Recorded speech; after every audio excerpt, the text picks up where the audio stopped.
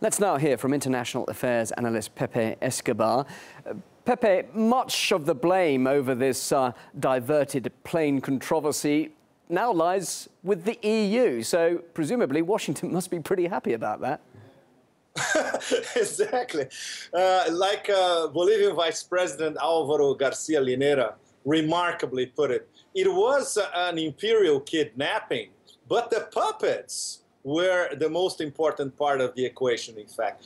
Don't forget that until 24 hours before what happened to Evo Morales, they were outraged and furious that they were being spied upon in a base in Frankfurt and out of a NATO headquarters in Mons outside of Belgium. 24 hours later, they did what they did against Evo Morales, leader of a small South American nation, you know, a peach of a person. His immense grace. So, Pepe, you why? cannot do this. All right, why that sudden change in sentiment then?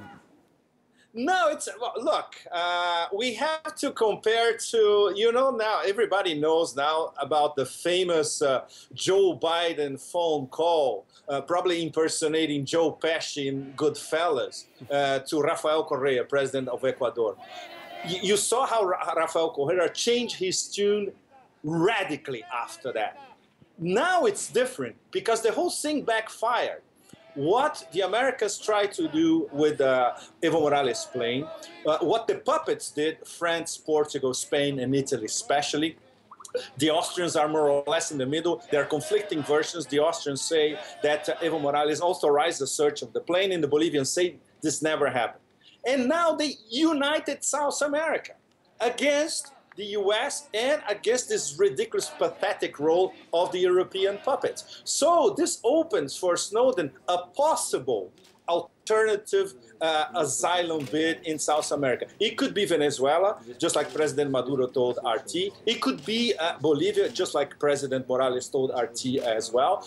Or it could be a consultation among countries in the UNASUR. Let's try to find a collective solution to solve the Snowden case. Well, if they were that angry, surely one of those countries would offer pretty safe and quick passage for Snowden. So in some ways, isn't this just an overreaction from these Latin American countries, just an excuse to have a go at the US?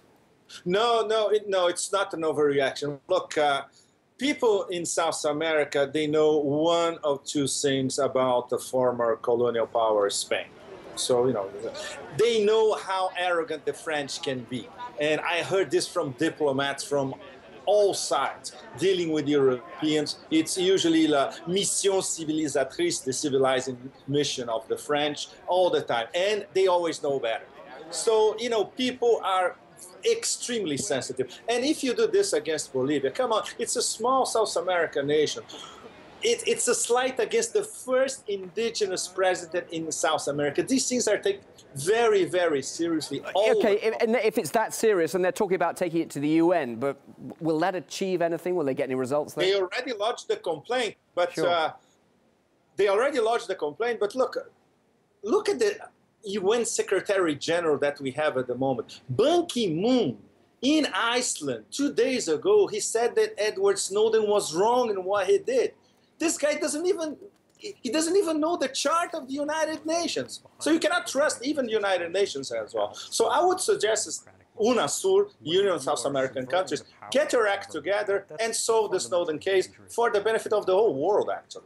Pepe Escobar, great to talk to you on this. Thank you very much indeed for joining us live here on RT.